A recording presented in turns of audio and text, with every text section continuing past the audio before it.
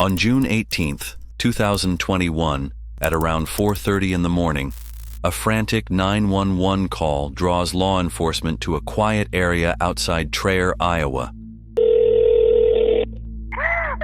What's going on?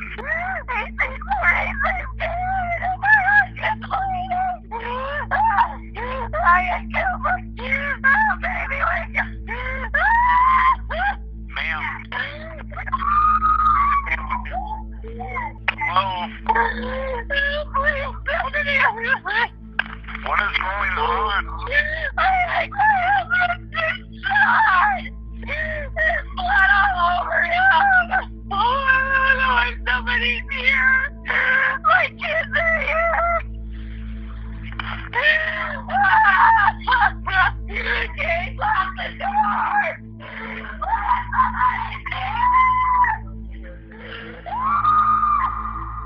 The caller is 44-year-old Karina Cooper, reporting that her husband, Ryan Cooper, has been shot. Karina sounded genuinely distraught, her voice shaking, her breaths ragged, her sobs uncontrolled. It was the kind of panic you'd expect from a wife who had just found her husband covered in blood. But minutes later, the first deputies on scene would step into a setting that raised far more questions than it answered. Inside the living room, Ryan Cooper was found slumped in a recliner, shot twice in the face at close range. There was no forced entry, no signs of a struggle, and no weapon within reach of the victim. A single .22 caliber casing lay on the floor, the only physical clue in a room that otherwise looked untouched. But investigators noted something else, something that didn't fit the image of a frantic spouse. Karina was sitting on Ryan's lap, covered in his blood. But she wasn't attempting CPR. She wasn't performing life-saving measures at all. To the deputies, the scene lacked the randomness of a break-in. It carried the tone of something planned, and what seemed like a random tragedy soon evolved into a case pointing toward a calculated murder, with Karina as the primary suspect. Behind the scenes, detectives would uncover a hidden relationship, deleted messages, secret online searches, and a late-night text exchange that would become the backbone of this entire case. This is the story of a marriage built on tension, a secret affair built on fantasy, and a plan that prosecutors say was months in the making. And in the interrogation that followed, the psychological cracks became impossible to hide.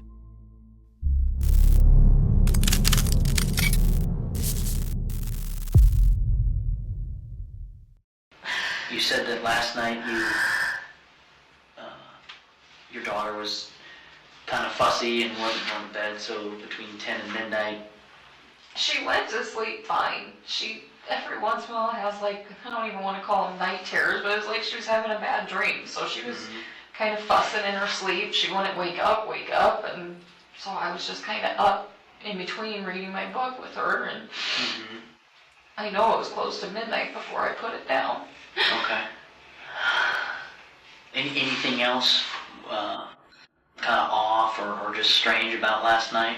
Nothing. Nothing? Okay. So you fall asleep between midnight. You think that you get up around 3 because that's your kind of your usual normal time. Okay. And then you go back to bed. I shut the door. The kids are in there. I went back to sleep. Okay. And I didn't feel like I was like hard asleep when there was it sounded like something crashed in the kitchen. It sounded like something falling, which seems to happen a lot in that house. But the house is torn apart right now because we're working on it. I've got stuff sitting everywhere. Okay. It was loud. Like help me out here. Was it? So we have a wire rack in the shower, and it's on a suction hook thing, and it fell a couple days ago, and it was loud, and it sounded just like that. Not just like that, but loud like that, like a racket.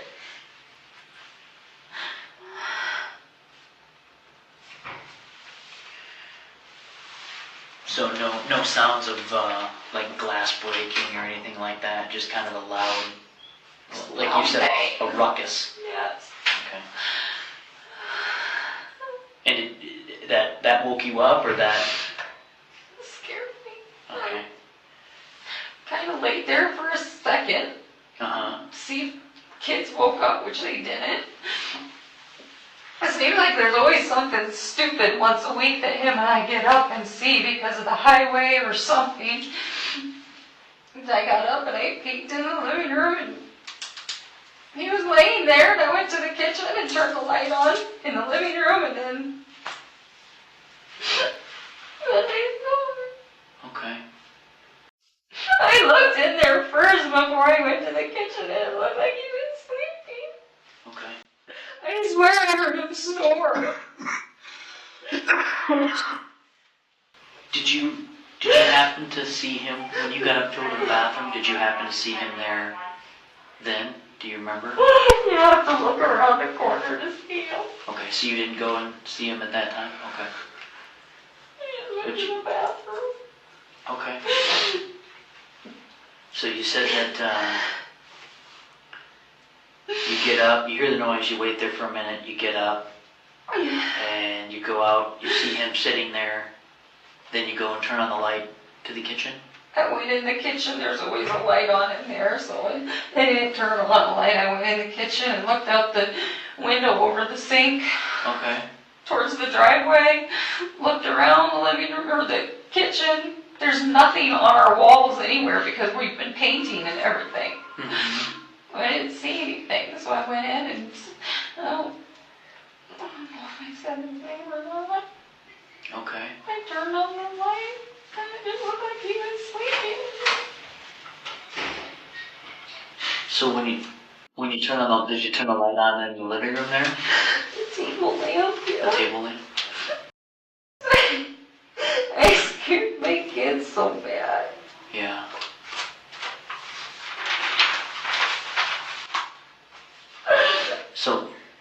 So when you turn on the light, what exactly do you remember seeing?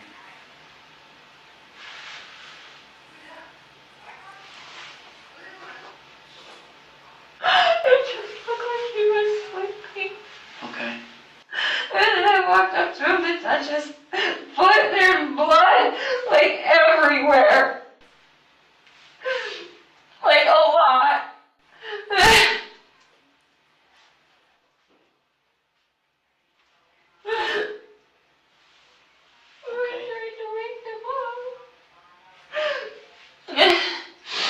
I started screaming, like, a lot.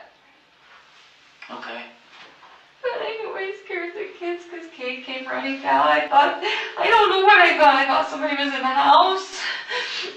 I put them in my bedroom and told them to lock the door.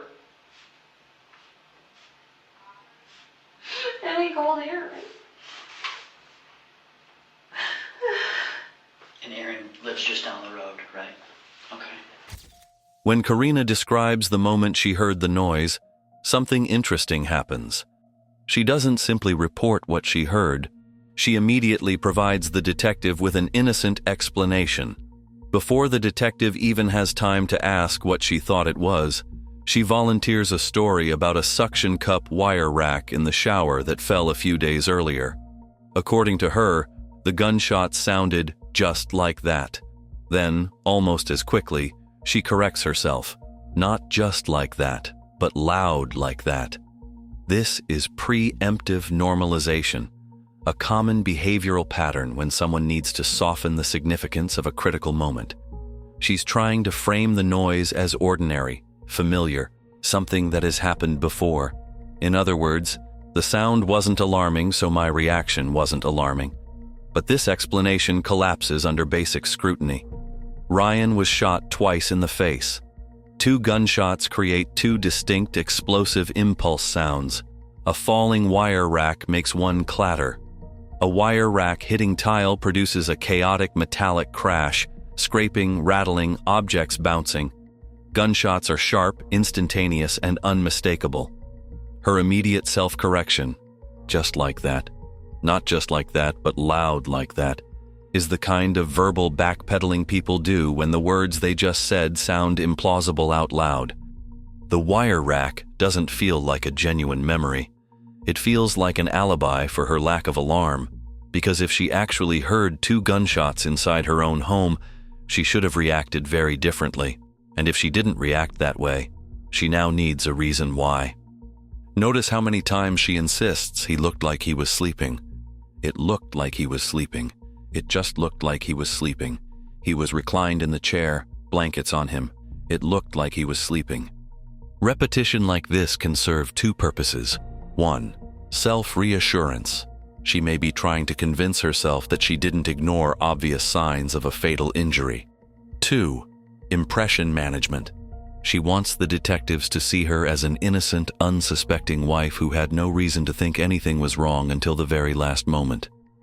But the more she repeats the same line, the more it feels like a scripted thesis rather than a spontaneous recollection. So you said you tried to touch his foot, or you touched his foot to try to wake him up? I think so. That's usually what I do, is shake his toe. Okay. So let me backtrack. When you see him for the very first time, he's sitting in the chair like he's sleeping. He's reclined in the chair and looks like he's sleeping. Okay. And Blankets on him. where's the blanket on him? Like over him? Like over his chest? Yeah. Okay. His feet always stay up. I swear he was snoring. Okay.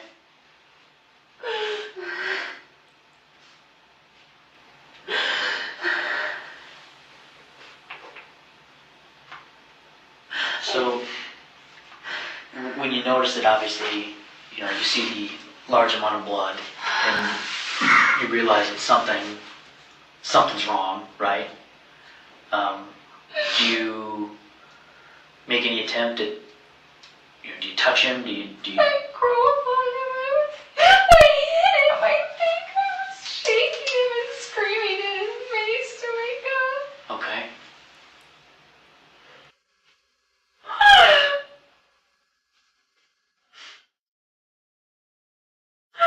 He fell on the floor next to him because I think he slipped. And I think I was hitting him. You think you were hitting I him? think I kept hitting him, trying to get him to wake up. Like- Shaking him. Okay. Holding his face.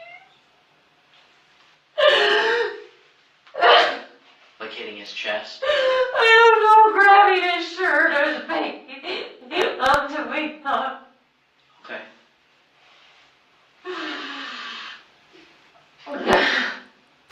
When Karina gets to the moment she discovers the blood, her language shifts dramatically.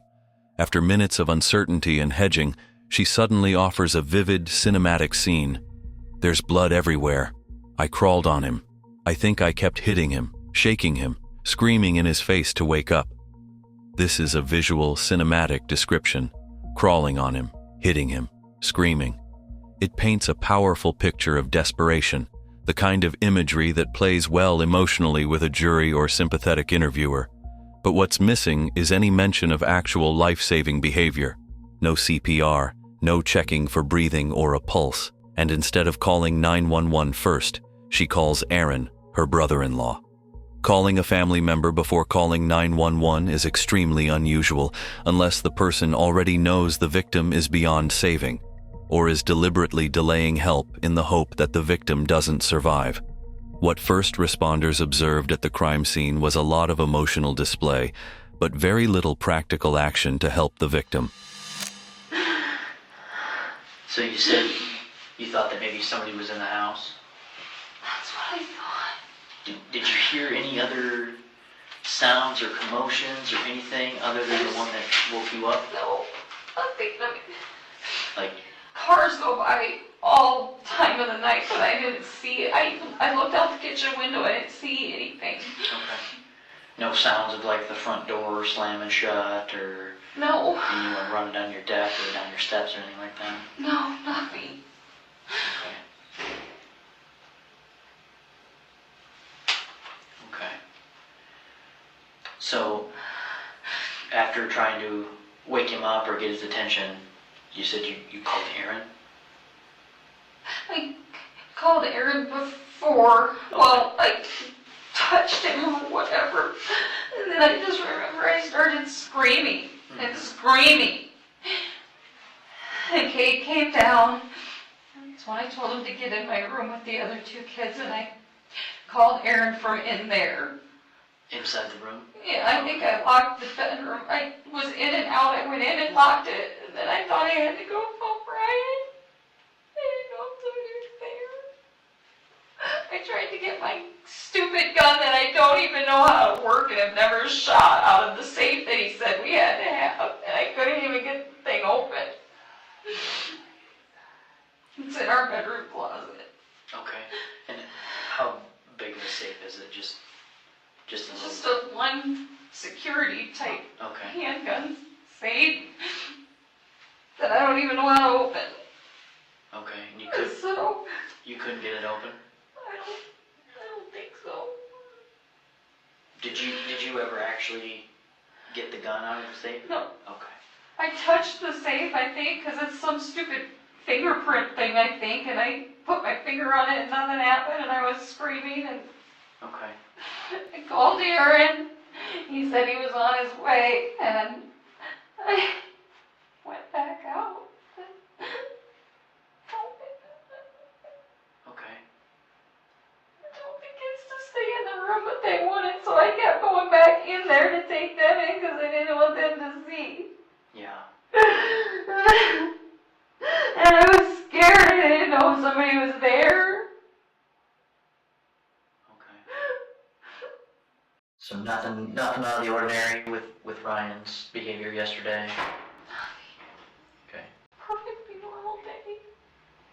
What about in the last few days or like the last week? Is there anything out of the ordinary with him or maybe between the two of you or anything like that? No. Better than we have been in a while. Kids are finally getting older and we can breathe again. Yeah. He's got a lot on his plate right now with the shops going up, and his mom passed away a year ago, so some shift in responsibilities with the farm, but Is his dad still with us? yeah. Okay. Other than Aaron, how many siblings does he have? He's got a sister and aunts Okay. that's about 10 years older than him. What's her name? Michelle Michelle. Is it Cooper? Is she still? Wilson. Wilson? Okay. He just works. He's been side dressing and bailing. He's busy. We both are always going or working, not really going. If I'm not with the kids, I'm working. I have a side business that I make soap and stuff. We just work and stay home. Okay. You mentioned that things have been better now recently than they were in the past. Not that they've been bad. We're just finally getting to spend some time together again and not have a child all the time on top of us. Yeah.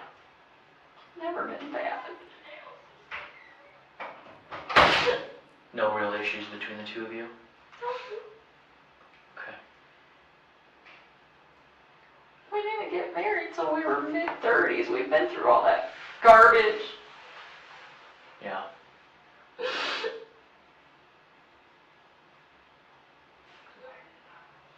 We had plans. Plans for what? Just everything. Okay. We wanted to buy a lake house. We were gonna last year and it didn't work out. And then the ratio hit. And we decided that it was a blessing in disguise because then we were putting up a shop sooner than we thought. We'd wait a few years. Just had plans. We're 40 years old and we still have a 4-year-old, and we just joked all the time about hoping that we were alive long enough to retire. Has there been any marital issues between the two of you? We had a rough patch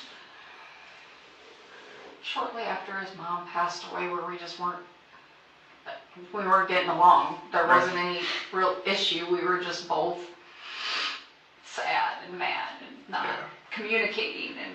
And isn't it something how the ones you love the most, those are the ones sometimes he treats worse I'm a sometimes? talker and he's not, and I was always pushing the, breathe, whatever, talk, and Yeah, he shuts down, and okay.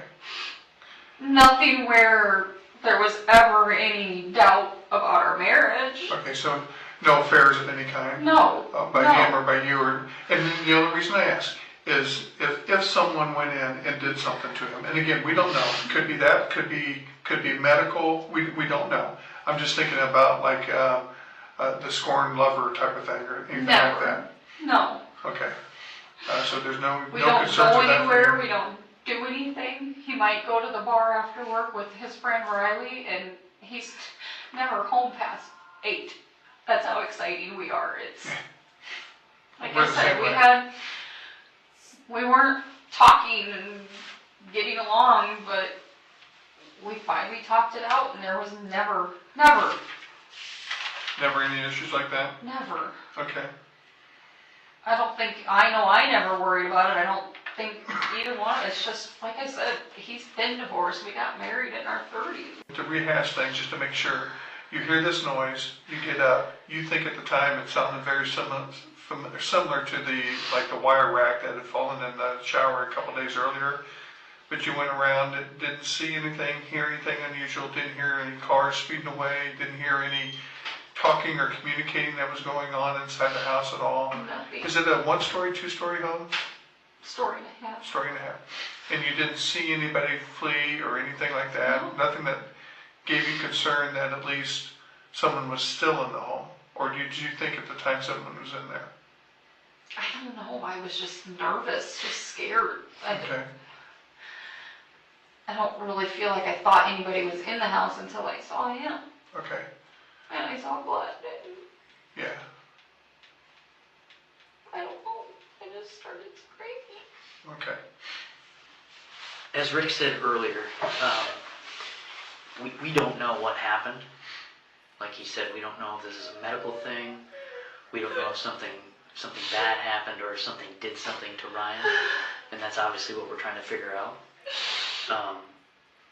One of the questions I have is, do you know anyone that would have any reason to hurt him? No.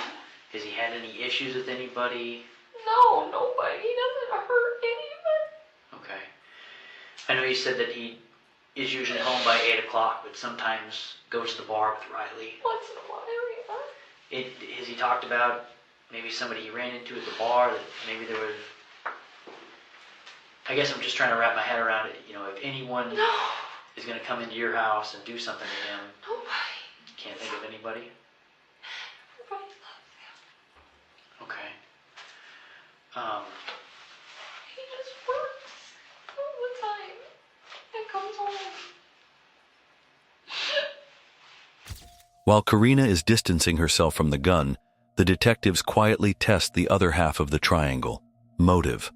When asked if anything had been off with Ryan, she whispers, "Nothing," and immediately shifts into a wholesome portrait of a tired but stable family, kids getting older, both parents working hard, her soap business, a life with strain but no real strain between them.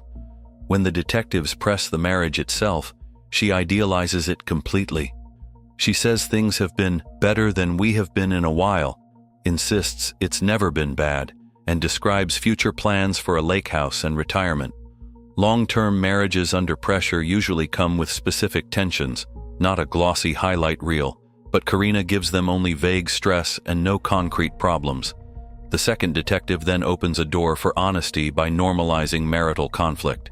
It's an invitation to admit anything: resentment, arguments, even infidelity. Karina takes the safest possible route. She mentions a brief, rough patch after his mother died, blames it on sadness and communication issues, and quickly reassures them there was never any doubt about the marriage. Then comes the key question. So, no affairs of any kind? Karina answers instantly, no. No hesitation, no softening. A categorical denial that locks her into a marriage she now claims was peaceful, faithful, and entirely conflict-free. When the detectives ask who might want to hurt Ryan, she shuts that down too. According to her, he had no enemies, no grudges, no issues with anyone. Everyone loved him. No conflicts at work, no personal disputes, nothing. By the end of this segment, Karina has scrubbed every possible motive off the board. She insists she couldn't access the gun, had no marital problems, had no affair, and that Ryan had no enemies. Taken at face value, the only scenario left is a phantom intruder who entered a rural home, shot a man twice in the face, stole nothing, disturbed nothing, forced nothing open, and then vanished without leaving a trace. That scenario isn't only unlikely, it's impossible. And impossible stories often cause investigators to stop looking at the story and start looking at the storyteller. What can you tell me about your relationship with Huston? Danker? Yeah. He's my friend. Okay. And I'm going to be blunt with you and be forward with you. The only reason we ask is Aaron made mention about maybe Ryan seeing something on your Snapchat. Not that that was Huston, but maybe there was something with your Snapchat. Last fall, there was a Snapchat that wasn't even meant for me. Okay, tell me about that. Supposedly. Ryan saw it, not me. And he told me about it. It was something about a married woman and naked, seeing her naked or something like that. Okay. And Ryan saw it and confronted me, and I confronted Huston, who were friends on Snapchat, and that's it. So And he swore up and down in front of us that it wasn't intended for me. And that was the end of it. So Huston sent us. I guess I'm not familiar with Snapchat. I don't use it.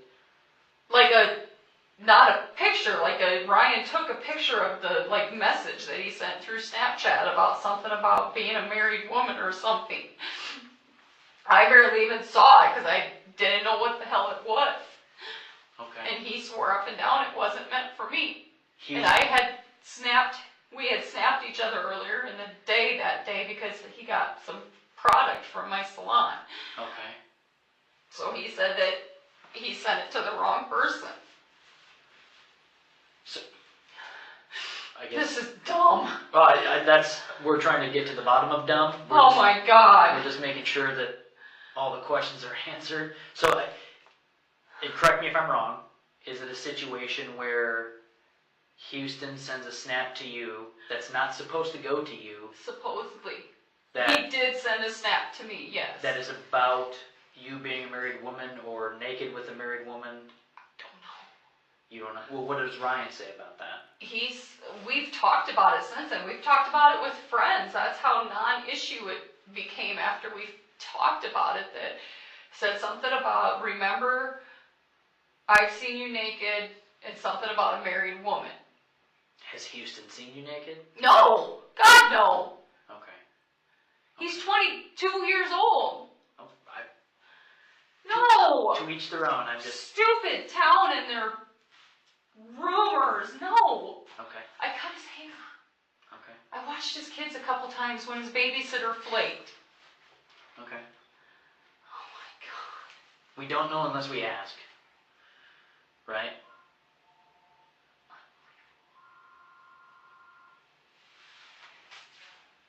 So, and I'm not trying to put words in your mouth, but it's safe to say that nothing is going on between you and Huston. Absolutely not.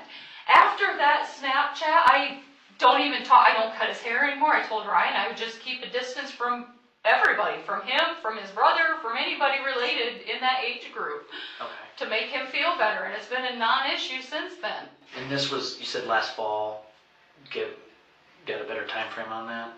This snap was not last fall. It was more like this spring or late winter. Okay. Okay. Last fall is when I was supposedly horsing around with him because I babysat his kids and his truck was at my house because I babysat his kids. That's what all that stupid Huston Danker stuff started with. Okay. We're friends. Ryan didn't like him. They don't fundamentally get along. So as his wife, I said, I'm not his friend anymore. Or cutting his hair, just keep a distance. And it was over, it was done. Okay. When's the last time you socially interacted with Huston? Or cut his hair or anything like that? Last fall. Okay. Go talk to him. He asked me to watch his kids one time. Might have, I don't know if it was last fall or this spring, because it was field work, and I said no, that Ryan wasn't comfortable with it, but Amber, my friend Amber, would be more than willing to, and he called her, and she became his babysitter. Okay. That's the last I've spoke with him. And what's Amber's last name? Monit. Monit? M-O-N-A-T. Okay. Like I said, we get information and sometimes we have to ask stupid questions.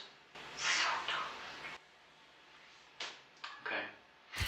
Up until this point, the detectives haven't confronted Karina with anything truly challenging, but now they introduce what interrogators call a stimulus, a specific detail dropped into the conversation to provoke a real involuntary reaction. That stimulus is a single name, Huston Danker. What can you tell me about your relationship with Huston? Danker? Karina's immediate reaction is to employ a stalling tactic. She repeats the last name as a question, Danker, feigning a moment of unfamiliarity, as if she knows so many Hustons she needs clarification. This brief pause buys her brain a second to calibrate her response. She then utilizes labeling. By quickly categorizing him as my friend, she attempts to define the boundaries of the relationship for the detectives before they can define it for her.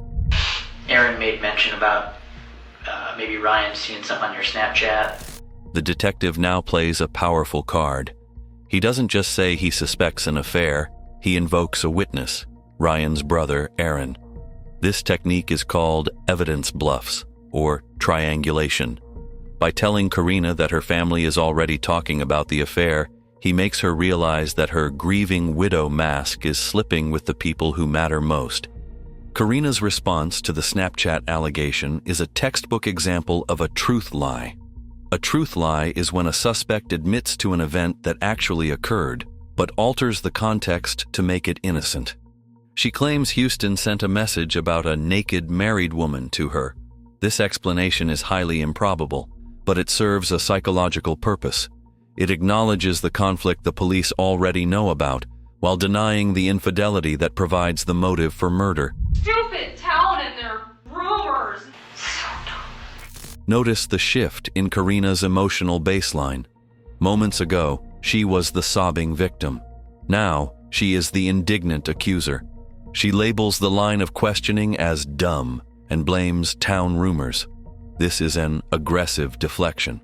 When a guilty or manipulative individual feels their narrative control slipping, they often resort to anger or annoyance to bully the interrogator into backing off. She is trying to shame the detective for even asking the question, hoping to make him feel that he is being disrespectful to a grieving woman. I don't even talk, I don't cut his hair anymore. I'm not his friend anymore. It was over, it was done. Here, Karina makes a critical error known as over-denial. She doesn't just say we aren't having an affair, she claims she cut him off completely to save her marriage. By asserting that the relationship was dead and buried, she is setting a potential trap for herself. If detectives already have cell phone records or witness statements placing them in contact, if they can prove even one text message or meeting occurred after the date she claims she cut him off, her entire credibility regarding the happy marriage evaporates. By the end of this exchange, Karina is doing everything she can to neutralize Huston as a threat to her narrative. She reframes their interactions as innocent, pretends the Snapchat incident was meaningless, and paints the growing suspicion around them as nothing more than small-town gossip. But the detectives aren't reading her words, they're reading her reactions. And the moment she heard the name Huston Danker, everything about her behavior changed. This isn't the panic of a grieving wife. It's the panic of someone who knows the one topic she hoped would never come up just became the centerpiece of the investigation. Later that same day, detectives brought in Huston Danker for a short interview, not to accuse him, but to see what his answers might reveal about the murder and about his connection to Karina. What I'm going to do is I'm going to really cut to the chase because social media, I started law enforcement like 25 years ago. We didn't have social media, we didn't have Facebook and all that nonsense. And now that we do, every time something happens, everybody's on the internet. Yep. Oh, you should look at this, you should look at that. Right. Anyway, why your name came up is Ryan Cooper died. See, and Okay, so Ryan Cooper died, and one of the first, I don't know, in the first hour, someone said, hey, we heard that Karina was having an affair with Huston. That's why you're here, okay? yeah. So, all I got to do is I got to sort out a few things with you about that. I'm going to get you out of here, and then we may have to follow up with you again some other time. Okay. But the rumor's out there, so we have to talk to you, right? Yep. All right, so, the rumor that's going around is Ryan, or you and Karina were Snapchatting. Did that actually happen at some point? Yeah. Oh, Okay, when did that happen? yeah. I mean, if it's once a week, twice, I mean, it's Is it still going on? with me and Karina. Yeah. No, I mean, like I said, it's random Snapchat. I mean, Okay. it's, Randomly? yeah. And how long has that been going on for? Oh, I don't know. Probably November, October. Just, yeah, probably October, November time frame.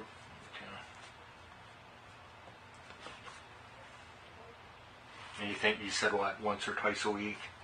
Yeah, I mean, it's not anything just your typical like I said, Snapchat, random, Okay, so let's rewind then to how I said I'm a lot older than you. Yeah. I have kids. I'm aware of Snapchat. Actually, my daughter is 3 years younger than you. So, what does Snapchat then entail? Is it like almost like texting, something like that? Just like, oh, you don't have Snapchat? No. Oh, just like random picture, like let's say you're sitting on the deck, after a long day of work, take a picture of your beer and, long day. You see what I'm saying?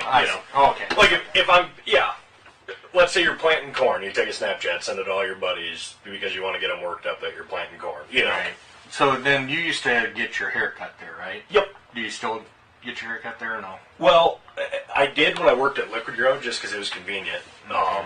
And then now with me working down in Van Horn, I don't have much time to really get my hair cut.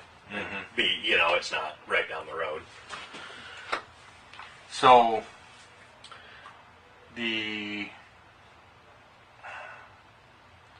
what I was told, and keep in mind this is sometimes second and third hand through people, Yep. is that Ryan found out that you were Snapchatting and she then refused to cut your hair. Did anything like that happen?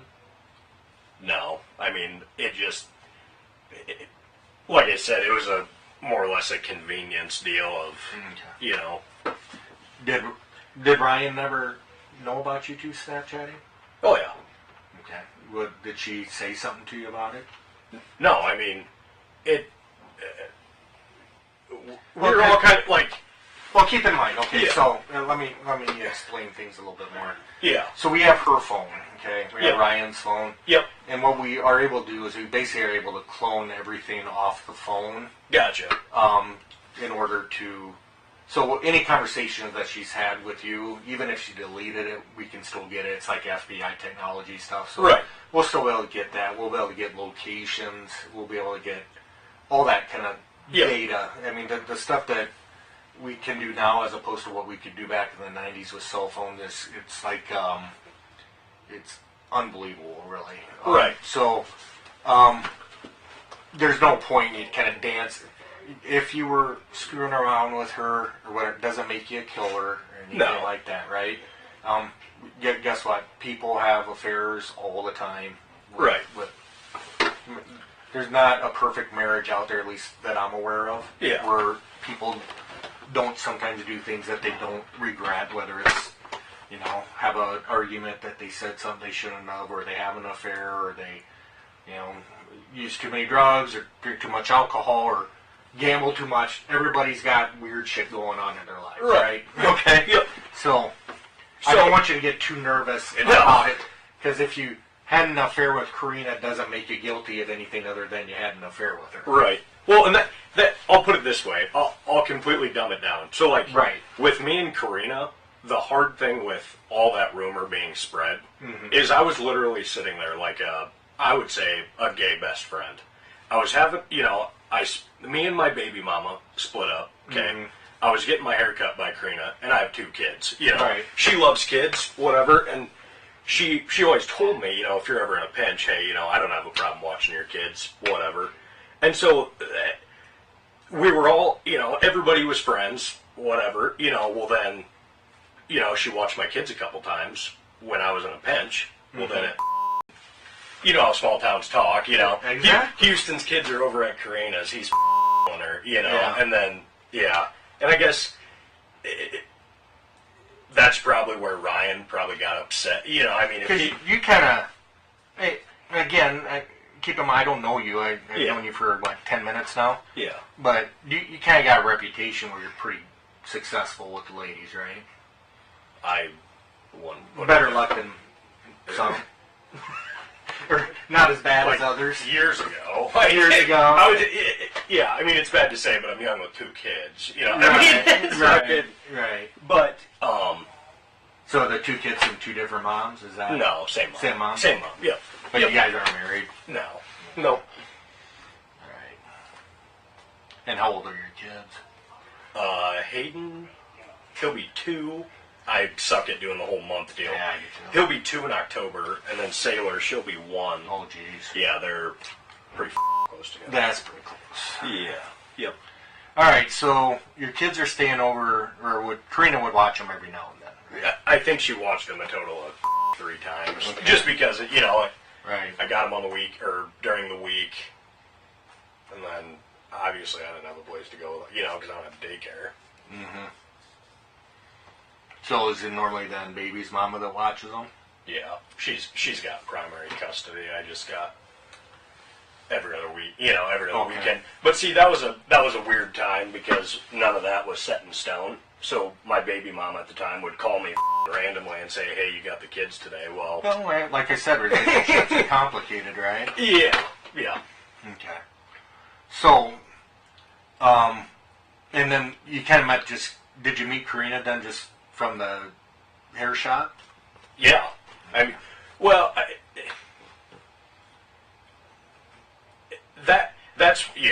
always known Karina. Everybody's always known Karina and Ryan because obviously I grew up in Trevor, but that's where, she started cutting my hair and bull, Yeah.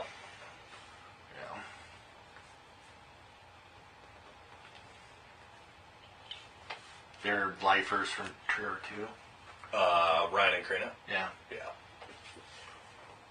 So you always knew her. How long were you getting your hair cut there?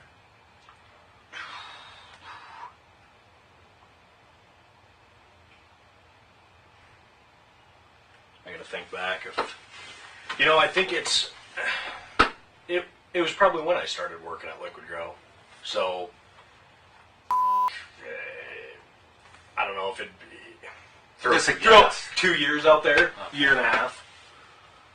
Yeah. Okay. And then the Snapchatting, did that kind of coincide with watching the kids, or how did Yeah, that? that's where that picked up was, there for a while, Karina, she was just my, cut my hair, whatever. Mm-hmm. And then, I started having kids and she, I honestly needed help is what and I wasn't telling her, I wasn't telling her I needed help, but I was kind of, Right. And then she offered and that's where I would say that's where the chatting started, the friendship, Mm-hmm. And then you described it as what, you're her gay friend, or how do you describe it? The best way I could put it is, just a gay best friend, Yeah, so, like when everybody around Trevor was saying, oh, Houston's or whatever, I'm sitting there like, nope, mm-hmm. So are we gonna, and I don't know, I mean, if you drink a lot or she drinks a lot, is there? I think back to college, you know, when we would get a little out of hand, like we'd send like a pic to somebody or something. Just is there going to be anything like that between you and Karina, or anything that you're like, well, look, we were friends, but maybe there might be something that the police might think is inappropriate. But we're not finding anything like that. Okay. When asked about Snapchatting with Karina, Huston admits to it immediately. But watch how he qualifies it. He calls it random Snapchat shit, something that happened once or twice a week, and frames it as harmless. This is content minimization. He's trying to reduce the significance of the communication before the detective can expand it into something more serious. Then the detective deploys a classic bluff known as the omniscient threat. He claims they can clone both phones, recover deleted messages, track locations, FBI technology. Whether or not that's literally true, the psychological effect is immediate. We will know if you're lying. If Huston has deleted anything, and later evidence shows he did, he now has to assume they may already have it. This creates a truth dilemma. Lie and risk the technology exposing it, or tell the truth and risk exposing the affair. Under that pressure, Huston picks a third option. He rewrites the relationship entirely. He calls himself Karina's gay best friend. This is the desexualization defense. By placing himself in a role that is inherently non-romantic, he tries to make the very concept of an affair structurally impossible. It's a bold form of psychological distancing. I wasn't a threat to the marriage because I wasn't even in the category of men she'd be attracted to. The detective counters with moral permissiveness. He says that if they had an affair, it doesn't make you a killer, then normalizes vices like fighting, drinking, drugs, and infidelity. It's a strategic trap, an invitation to confess the affair without feeling like he's confessing to murder. But even under this softened atmosphere, Huston refuses to budge. He shakes his head at the idea of inappropriate photos, sticks to the babysitting and haircut narrative, and avoids admitting anything that could be construed as romantic. By denying the sexual nature of the relationship in the face of the detective's warning about phone cloning, Huston has just gambled his entire future on the hope that digital forensics will fail. He doesn't realize that his denial has just locked him into a lie that the physical evidence will ultimately shatter. I actually because this is a state phone and the numbers always switch. When I first got this phone, I would have I don't know who this number belonged to. I'd get guys from Fort Dodge calling me all trying to sell me stolen stuff. Oh, yeah. And I'm just like, dude, let me meet you, and then I'd call the police and let them know where they're gonna be. But okay. So what was your day like yesterday then? Oh, got to work. Typically, yesterday I got to work about 6:45. Okay. Mowed hay until, well, I can't remember what time we got done. About, I would say 6:30, 7 o'clock last night is when we finished up. Where'd you go after that? Well, I left Van Horn, and naturally, I needed gas, so I ran into Traer. Mm-hmm. Got gas in Traer. And then went home and hung out. And who was home with you last night? Just, I live by myself. Okay.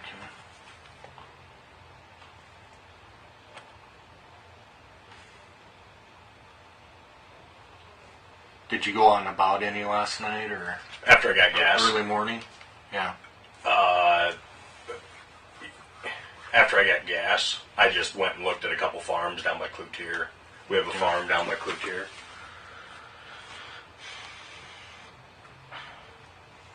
What time do you think you went to bed? Last night? Oh, probably 11:30. So after 12. Yeah, I'd say 10:30, 11. Okay. So we do a thing that's called a geofence. And what the geofence does, it's a technology thing that I'm not capable of explaining. But say this is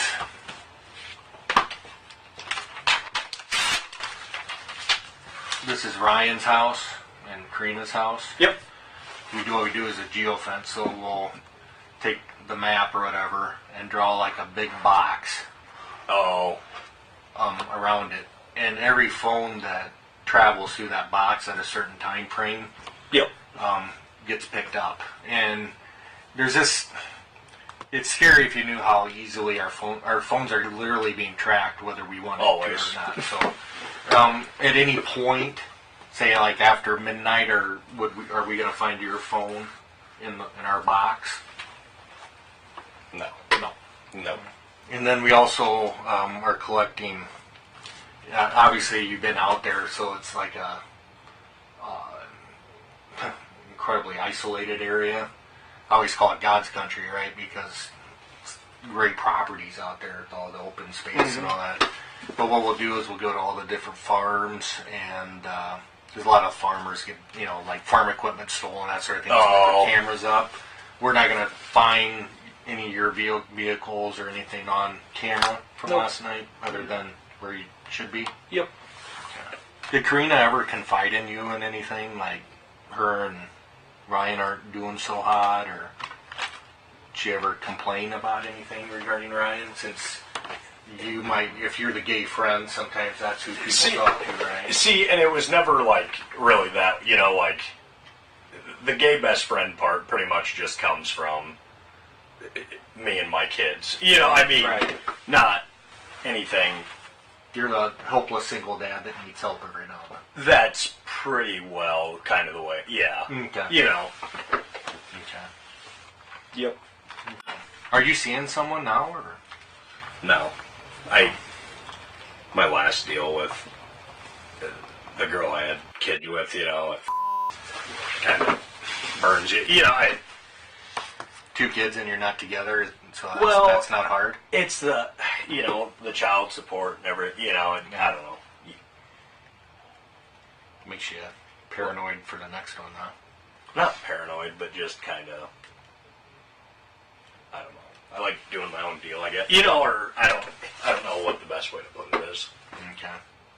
But hey, I appreciate you coming down as quickly as you did. Yeah. What time is it? It's time for you to go. Oh, about 4. Oh, that's perfect. Yeah. The detective begins this segment with a seemingly rambling anecdote about receiving wrong number calls from criminals trying to sell stolen goods. To the untrained ear, this sounds like idle chatter or a bumbling uncle routine. Psychologically, this is a disarming technique known as the Columbo method. By portraying himself as a slightly confused, technologically weary old-timer, the detective lowers Huston's defenses. He wants Huston to underestimate him. He wants Huston to believe that this investigator is just going through the motions and isn't sharp enough to catch a sophisticated lie. Then the tone shifts. The detective introduces the geofence trap, a high-tech description of how investigators can draw a digital box around the crime scene and identify every phone that passed through it. This is a psychological threat, not a technical lecture. It's designed to test Huston's alibi confidence. In that moment, he has to choose whether to hedge, explain, or deny outright. He chooses denial. A single word, no. The brevity is the tell. When people lie about their location, they tend to shut down their language to reduce risk. Huston does exactly that. No elaboration, no context, no explanation, just a wall. The very next day, investigators brought Karina back in for a second interview. Where's the dog? There's a dog now. He's with some friends of ours that watch him when we go on vacation. Where was the dog on Thursday night? He was in the bedroom with me. Okay. And he barks at everything. Okay. And he woke up when I woke up to the noise and let out a little oof. To the loud noises. Yeah, okay. but he's usually upstairs with Cade, but since we took the carpet out, he's afraid of the wood on the steps. So I tripped over him leaving my bedroom. That's what we just talked about today, that if somebody was in the house, he would have been raising hell, I would think. Mm-hmm. He barks at everything. Okay. But he's in the house every night. Either he kind of wanders around the house. Okay. You typically leave your bedroom door open? Yes. So he's for the lack of a better term, he's a free-range dog. Yes. We have 2 cockapoos that if you let them in the carpet, the minute they see carpet, they're going to pee on it. And they've been potty trained for 3 years. They're cats. Yeah. Cats pee on everything. As soon as they see carpet, it's pee time. So we seclude them in a little thing at night, but they have free range of the He's upstairs. all over the house. Okay. You could probably leave him in the house for 2 days and he wouldn't go to the bathroom. He just Okay. goes everywhere in the yard. Okay. But he's almost, this time of year, if it's a nice cool night, he likes to lay on the patio furniture and he might not come in. Okay. But when it's hot like it has been, he's in the In the house. house. So it's not uncommon to let him in the house. Like you No, live- almost every night. I prefer he be in the house just because we lost a few dogs to the highway, so we try to Oh, keep him yeah. inside at night. What's his name? Ransom. Right. Oh, that's good. That's a good dog name. I went with Doug. Which I think is Also a good name. It's a good dog name. Okay. So Ransom's in the house. He doesn't make much noise other than the kind of the. Oof. Just a real low, like he When does you- that if Ryan gets up to go to the bathroom, or Okay.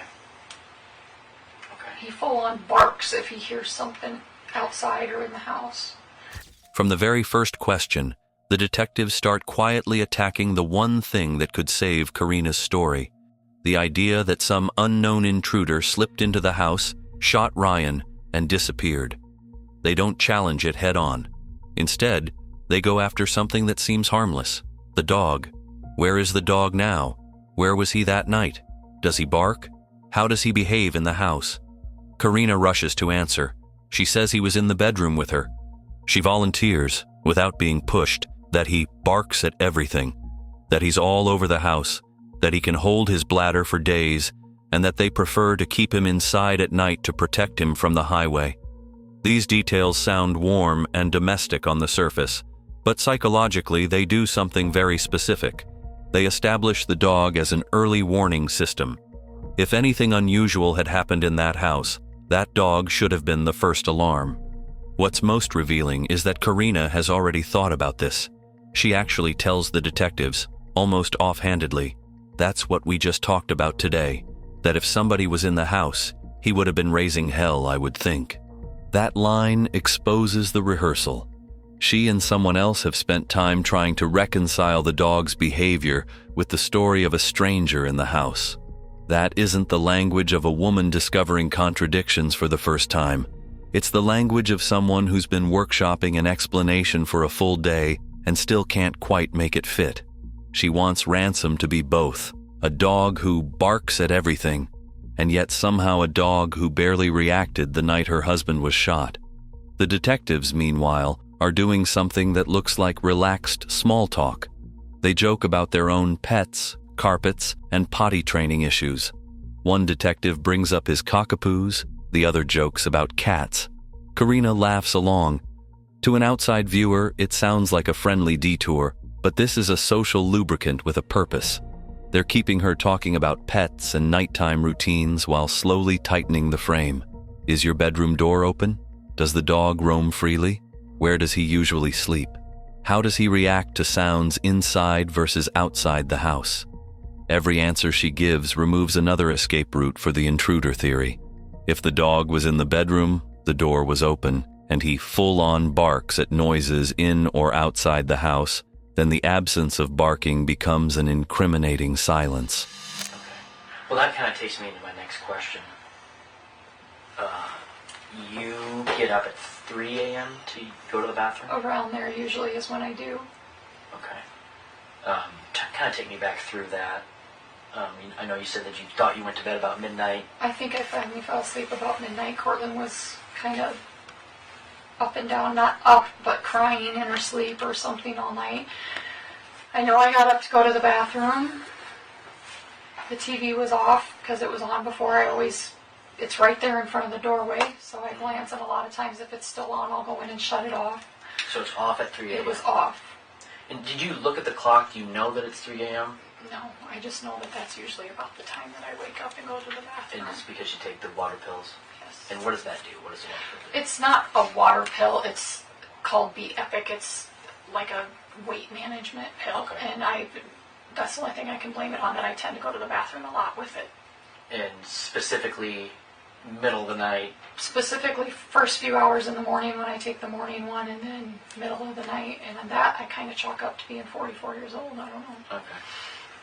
But it's Just wait almost till you always hit about the 50. same time. I have to get up and go to the bathroom every middle of the night too. And then sometimes I can't fall back asleep. So when you, I guess, the way I should have asked that question is when you say 3 o'clock, you don't know that it's 3 o'clock. You're just going off of past experience of, hey, it's my middle of the night, I gotta pee. Yeah, I'm guessing You it was go around out there and the TV's off, and you said you hear Ryan snoring. 3. I hear him snoring. Okay. So time aside, at that time, whatever time it is, TV's off, he's snoring, you're 100% sure with that. You go to the bathroom, you go back to bed, you fall asleep right away. I don't feel like I was sound asleep, you know? So I usually, sometimes I can't fall back asleep and I'll, get on my phone because half the time I'm apologizing to Katie Morrison, my good friend, because she'll always joke with me, are you always up at 3? Because I'll respond to a message or something to her at 3 and then realize it's 3 in the morning. So I didn't get on, I think I fell right back asleep, but I don't feel like I was in a deep, deep sleep. Does that make sense? Yeah. I don't feel like I had been asleep for hours. okay. And then what happens? And then I wake up to a noise, like a crash is the best way I can describe it. And the first thing I thought was the shower caddy that had fallen the day before and scared Cade and I. Mm-hmm. And now he says he heard that too. Cade says that? Yeah, but he's heard me talking for a day and I don't know Yeah. what to take. And he's upstairs, right? He's upstairs. When she gets to the moment she wakes up, she repeats the same explanation from her first interview, a crash, best described by comparing it to the shower caddy that had fallen the day before and scared her and her son. But this time, she tweaks the narrative. She says Cade now claims he heard it too, then immediately undermines that claim by saying he's been listening to her talk about it for a day and she doesn't know what to take from that. This is a kind of contamination management. She knows detectives will be speaking to the children. She knows Cade's memory might echo her own story back to them. By preemptively framing his memory as possibly influenced by her, she's trying to control how any discrepancies or similarities are interpreted. But at the same time, she's revealing just how much she's been narrating, re-narrating, and reinforcing this event within the family. Rehearsed stories don't usually get fuzzier over time. They get cleaner, sharper, and more cinematic. I got up and I know that I glanced at the living room, see his foot, went to the bathroom, flipped on the light, that thing wasn't down, flipped off the light, went to the kitchen and looked out over the sink. That's what and then I was pissed because he wasn't up. Usually he gets up too and we're like, what was that noise? And he went in the living room and said his name and there was no answer and I swear I heard him snore. From the kitchen is where I swear I heard him snore. And I turned on the table lamp and just glancing at him, adjusting my eyes, it looked like he was laying there sleeping. And then there was blood. Okay. A lot of it. A lot of blood. And I just started screaming. I thought somebody was there. Kate came running down the stairs, and I don't know if I was going to be going up the stairs. I don't know, but I was at the bottom of the stairs when he came down. And I think I scared him because he turned around and started running back up. And I said, no, come down here and get in the bedroom. And I put him in the bedroom with the other two, and I said, lock the door. And I think I locked myself in there too when I called Aaron. I think I was in the bedroom when I called Aaron. And then I told them to stay in the bedroom no matter what and don't answer for anybody but me or Aaron. And I went out and tried to wake him up. And did the kids listen to you? Did they stay in there? Kate came out and came running and he slipped in the blood that was on the floor. What did you think about, how's this blood? What? I didn't. I don't know. I was looking all over him trying to find a cut, a shot, a bump. I was just looking, trying to figure out where the blood came from, and I couldn't find anything. You couldn't find it? Okay. Nothing stood out to you? No noticeable marks? When I was open, that was the only thing that I Okay. keep remembering. I couldn't find, it seemed like it was all around his face, though, and his neck. Okay. I didn't pull the blanket back, I just kept grabbing his face. Do you notice anybody go in or out that living room door? I don't think so. I know Cade was next to that living room door because that's where he slipped. Mm-hmm. But he would have had no reason to open it. He was there involved, asking me what's wrong, asking Daddy to wake up. So I don't know of any reason why. I don't remember anybody going in or out that door. The deputy was behind me. They didn't come in that door. I think Aaron met him at the kitchen door. Okay. And you said when Aaron comes in the house, he comes in from the kitchen? He was behind. He comes in behind. When I noticed him, he was behind. He wouldn't have used the living room door. Everybody that knows us uses the kitchen door. Okay. It wouldn't have probably even occurred to him to go in the living room. So it's safe to say that, as far as you know, nobody came in? I wouldn't think so, no. And nobody went out that Not door? before or after, or before I was out of the house. Now I'm going to ask you a tough question. Do you know for sure that that door is closed when you come in there? I think so. I mean, it's right by his chair. I think I would notice if it was open. Yeah, that's my opinion too. 99% certain it was closed. Okay. That's a pretty... It's literally less than a foot away from his chair. Yeah. I would have noticed. Yeah. I know I was losing my mind, but I'm sure I would notice. I've been over it a million times in my head. Because Katie keeps asking me if there was a lamp or anything, and I just painted. There wasn't anything in the room. Okay. Going over it in my head after, I wonder if something that I had stacked up, to put back up on the walls, but all that stuff is in my bedroom. And it didn't sound like it was in my bedroom. It sounded like it was basement, kitchen, all those sounds sound distant. Sounded distant. Okay. But it sounded not like glass breaking, it just sounded like a crash. Sounded like something falling off a shelf. Yes. Or falling Yes. from up high down. Down low, onto something hard, not carpet. Okay. But it wasn't even loud enough, like I said, to wake the dog. And usually, if there's a loud enough noise, he's barking. Barking. And he doesn't give out a bark. He just the low, woof. like the warning. Lets the air out of his lungs. Yes. Yeah, my dog does the same. And then he followed me. He wasn't even raising hell once he followed me out of the room. Okay. As she continues describing the moments after she woke up, Karina keeps circling back to the layout of the living room, pointing out the lack of lamps or furniture because she had just finished painting, and explaining how sound travels from different parts of the house. She insists the noise sounded distant, like it came from the basement or kitchen, and describes it as something falling from low onto something hard, not glass, not anything in her bedroom.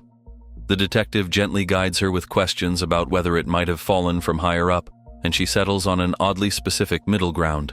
A crash, down low onto something hard, not carpet. She's working hard to keep the noise sounding ordinary and harmless, not violent, not explosive, not like a gunshot, just a simple household clatter. But in trying to keep the noise sounding normal and harmless, she creates a contradiction she can't fix. She says the sound woke her up, and even made the dog give a little woof, yet it somehow wasn't loud enough to make him actually bark. That directly conflicts with her earlier claim that Ransom barks at everything inside or outside the house.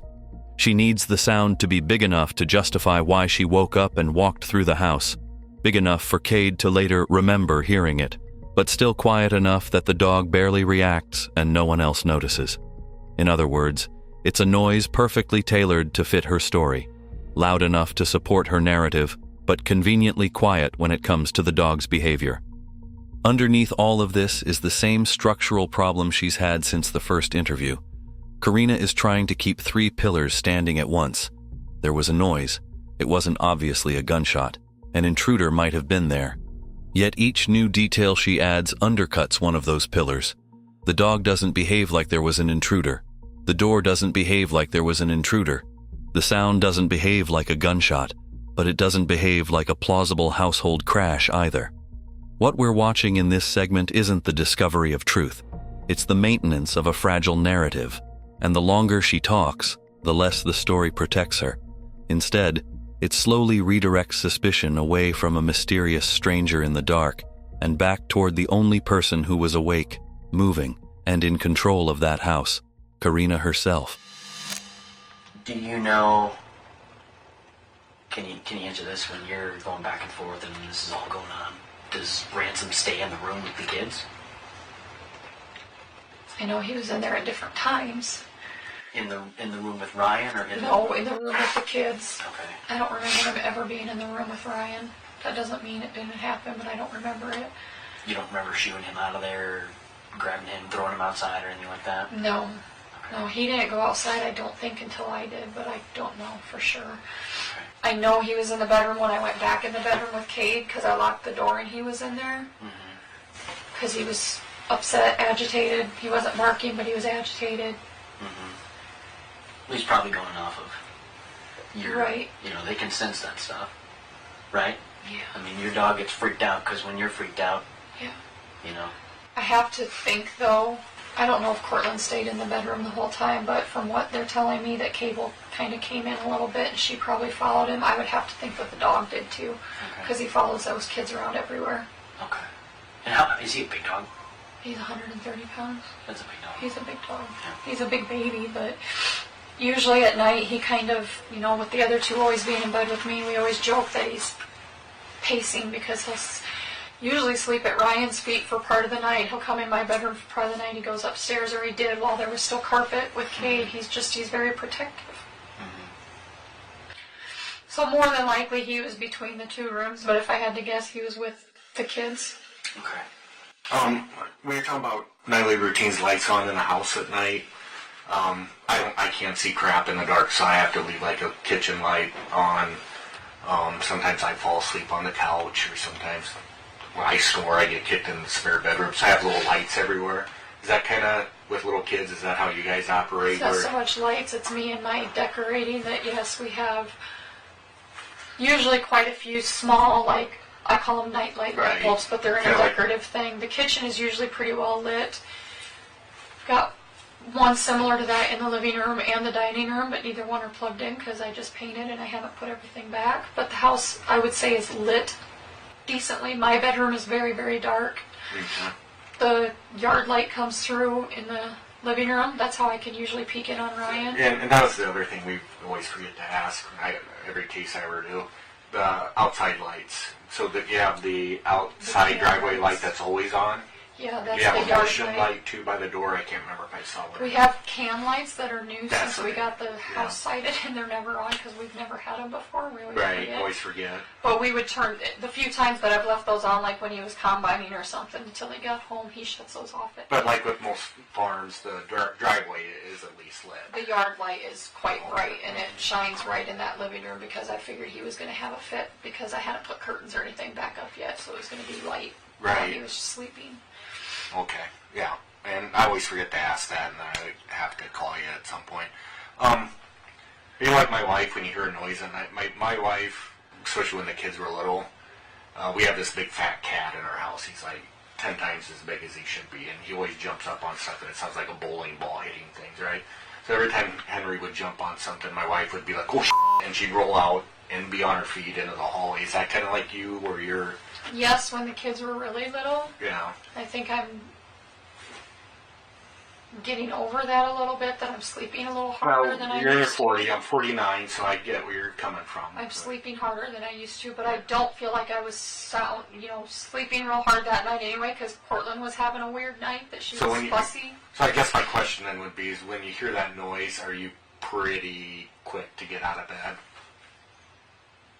I don't feel like I was. I feel like I laid there scared for a second before I moved, because usually he'll jump up, But and like then when I within see him get up, within less than 10 seconds, but usually he's up when there's a noise. Right.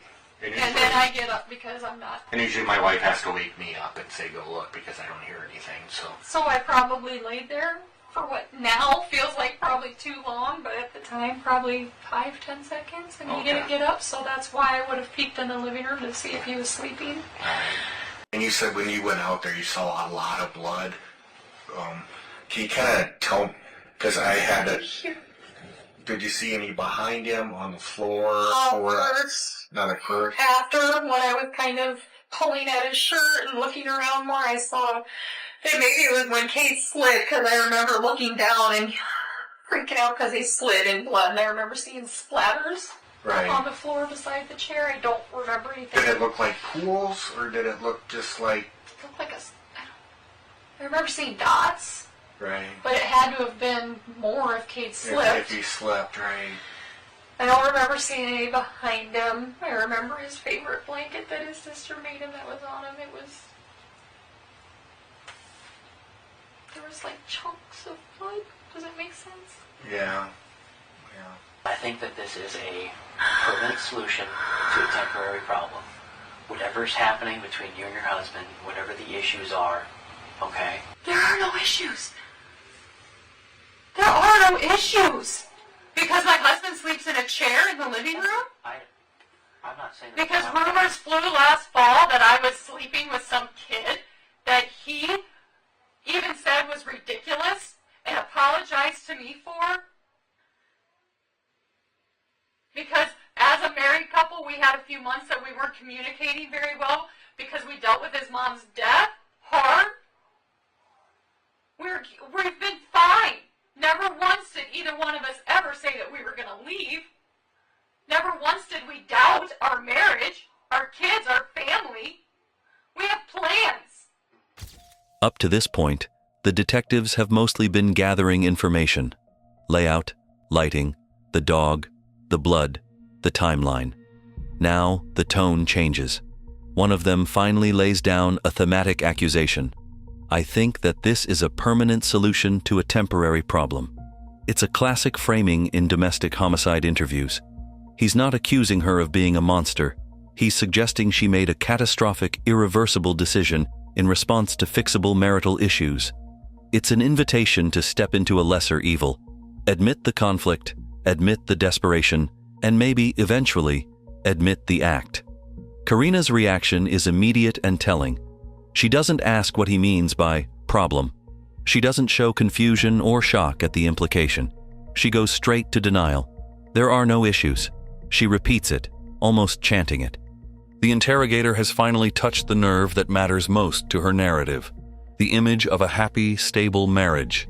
From there, she launches into a familiar defense. She brings up the rumors that she was sleeping with some kid, complains that people talked, and leans heavily on the idea that Ryan himself called it ridiculous and apologized.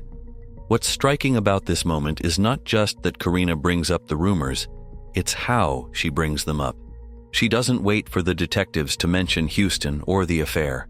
She brings the topic in herself, suddenly and with intensity, as if she needs to control the narrative before they do. This is a defensive maneuver disguised as indignation, but then she makes a claim that raises a massive red flag. She says Ryan thought the rumor was ridiculous, and that he apologized to her for even believing it. On the surface, this paints her as a wrongfully accused wife who was supported and vindicated by her husband. But psychologically, this statement does something much more self-serving. It removes the only person who could contradict her.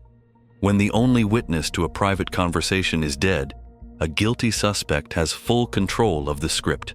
And in this case, the script she chooses is perfect for her needs. Ryan wasn't angry, jealous, suspicious, or hurt. He apologized. He validated her. He agreed the rumor was meaningless. In her telling, the affair allegation wasn't just false.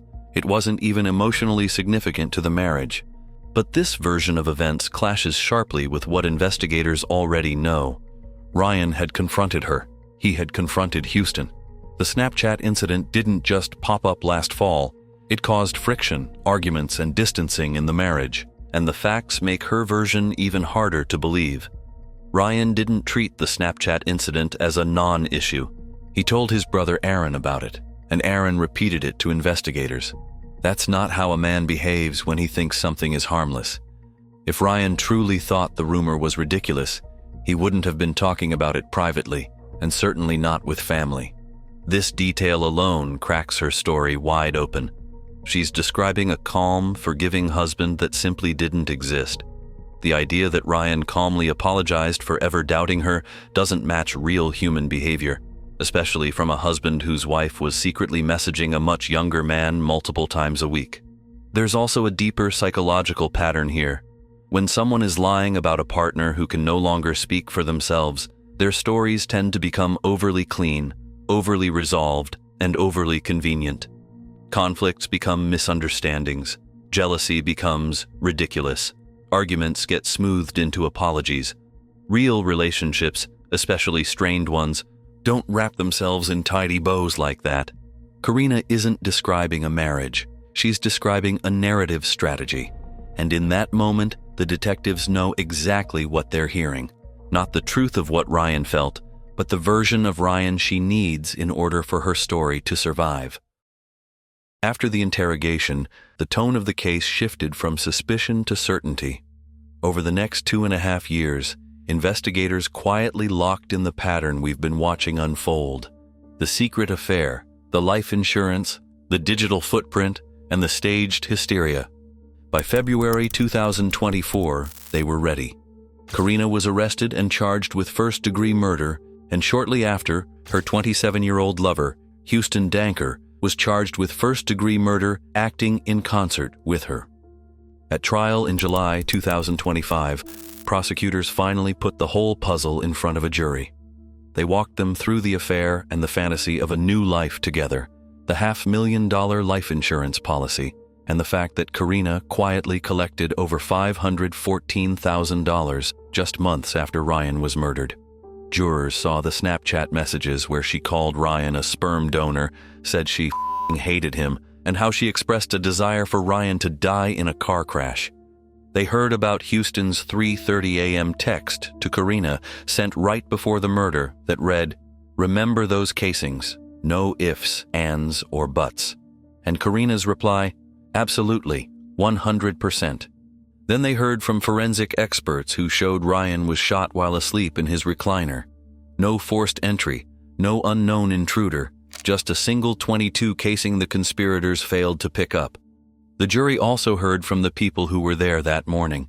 First responders described Karina sitting in Ryan's lap, covered in his blood but not attempting CPR. Ryan's brother Aaron told them she called him before calling 911, and later asked him whether bullets always leave casings, a question she would likely only ask if she had shot Ryan and failed to pick up the casing. Their teenage son testified that his mother suddenly stopped letting him sleep near his dad's recliner shortly before the shooting, conveniently moving him out of the line of fire, and the jury listened to Huston's original interview, where he lied about the affair and described himself as Karina's gay best friend, a performance that made sense only if he was trying to hide his role in the plan. Karina took the stand and tried to flip the script, blaming Huston and claiming he acted alone while she lived in fear. She said she didn't report him sooner because she believed that if she implicated him, he would come after her. But by that point, the psychology of the case was hard to ignore. The fantasy life, the mounting resentment, the coordinated messages, and the clean, surgical way Ryan was ambushed in his sleep.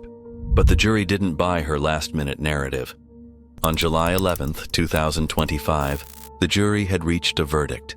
All right, I have a form of verdict. Form of verdict 2, we, the jury, find the defendant, Karina Cooper, guilty of the offense of murder in the first degree, dated this 11th day of July, 2025. The judge imposed the only sentence Iowa allows: life in prison without the possibility of parole. Huston was next, and by the time his trial approached, investigators had uncovered one more piece of the conspiracy. A co-worker testified that in late 2023, more than 2 years after the murder, Huston handed him several firearms to hold onto for a while. When the co-worker later contacted police, those guns were turned over, including a Ruger .22 caliber rifle. At the state crime lab, that .22 caliber weapon was compared to the casing left on the Cooper living room floor, and an investigator confirmed the rifle matched the characteristics of the shell found at the scene. With the gun evidence, the digital messages, the cell phone data, Huston finally dropped the gay best friend story.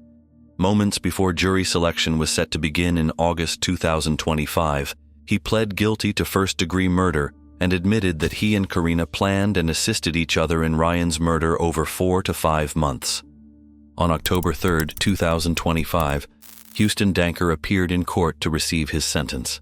All right, then at this time, Mr. Danker is adjudicated to be guilty of the offense of murder in the first degree in violation of Iowa Code Sections 701.7 and 707.2, Parent 1, Parent A, and judgment is entered accordingly. Mr. Danker is sentenced to be confined for the remainder of his natural life without the possibility of parole. Both Karina Cooper and Huston Danker will spend the rest of their lives in prison.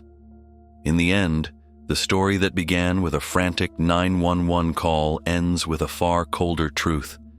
2 lovers trading a life for a fantasy, and a family left to face the darkness of an evil act that stole a husband, a brother, and a father forever. If you found this breakdown valuable, please like the video, subscribe to the channel, and hit the notification bell so you don't miss any of our future videos.